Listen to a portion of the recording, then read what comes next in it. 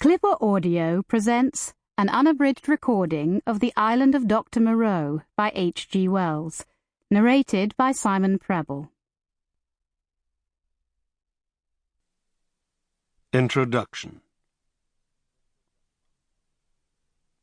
On February the 1st, 1887, the Lady Vane was lost by collision with a derelict when about the latitude 1 degree south and longitude 107 degrees west.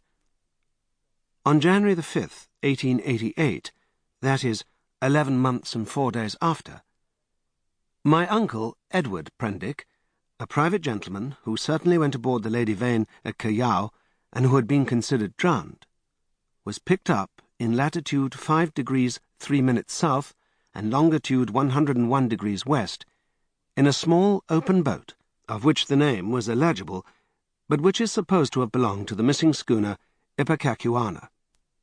He gave such a strange account of himself that he was supposed demented. Subsequently, he alleged his mind was a blank from the moment of his escape from the Lady Vane.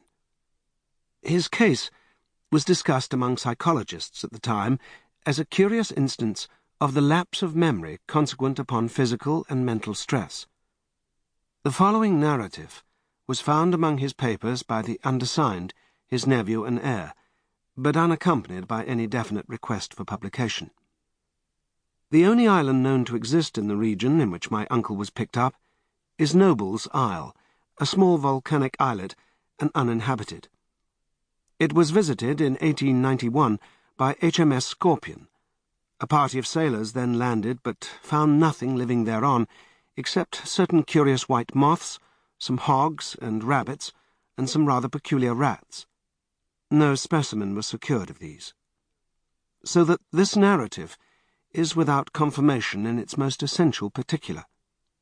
With that understood, there seems no harm in putting this strange story before the public, in accordance, as I believe, with my uncle's intentions. There is at least this much in its behalf. My uncle passed out of human knowledge about latitude 5 degrees south and longitude 105 degrees east, and reappeared in the same part of the ocean after a space of 11 months. In some way, he must have lived during the interval. And it seems that a schooner called the Ipecacuanha, with a drunken captain, John Davis, did start from Africa with a puma and certain other animals aboard in January 1887, that the vessel was well known at several ports in the South Pacific, and that it finally disappeared from those.